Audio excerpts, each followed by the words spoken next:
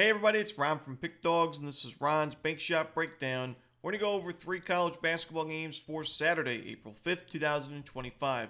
Now if you like this video, make sure to hit that thumbs up button and subscribe. Put your college basketball picks in the comments section below. And if you're looking for my best bets, including my top plays in college hoops and Major League Baseball, you can find those at the Premium Picks tab at Pickdawgz.com. There's also a link in the description. Alrighty, here we go. Here are the games for Saturday in college hoops.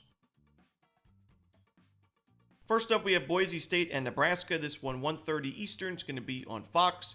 I mentioned I think Boise State's the best team in this tournament. Last game, depending on your number, you either cashed or failed to cash with Boise State, as it opened up at 5.5 points. They won the game by 7, but the line did close at 8.5, so it depends on when you got that wager in.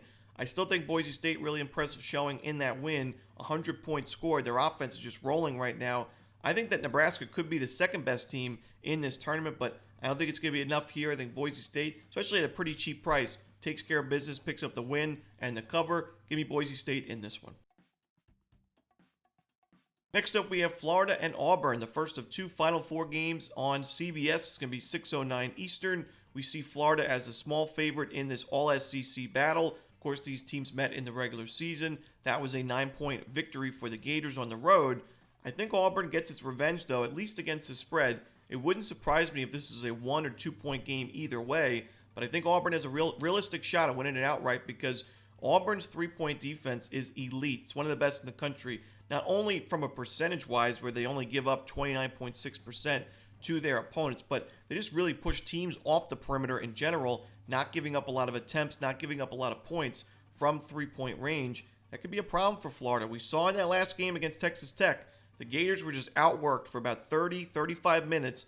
Texas Tech, so many sustainable buckets. Obviously, the Red Raiders had a hot start from the perimeter early on, but they were able to get to the rack a lot more in the second half and scored a lot of points inside, and Florida really had no answers until Walter Clayton went bonkers from the perimeter. Not just Clayton, a few other Gators as well, just went crazy from 3 in the final moments. They were able to claw their way back and win the game, but I don't think that's going to be the case against Auburn. This is such a good 3-point defense, a good defensive team in general. Very, very well coached under Bruce Pearl. They take care of the basketball. They take good shots offensively. These are 2 of the best offenses in the country, but I think Auburn has a slight advantage on the defensive side. So I'm going to side with Auburn and playing with revenge as well in this one in the Final Four. Next up, it's Houston and Duke. This one's going to follow up that first game, so roughly 8:49 Eastern. It's going to be on CBS. Should be a good one. Duke is a pretty sizable favorite in this game, and on the surface, you may say, after Houston's Elite Eight performance, which was dominant from start to finish, is this too many points to be giving a great defensive team and a very, very well-coached team under Kelvin Sampson? I see that kind of point of view, but I actually think Duke should be even bigger favorites in this game. I think they match up well, and I like their chances to win and cover the number. Duke is just a runaway train offensively, number 1 in the country in adjusted offensive efficiency, an elite 3-point shooting team with NBA-level talent on the perimeter, facing a Houston defense that's elite itself, but has given up a good amount of points from 3-point range at times this season. They give up about 35% of their points from 3, which is pretty steep compared to the other teams playing in this Final Four. I think Duke's going to be able to score pretty much at will, as they've done against any opponent this year.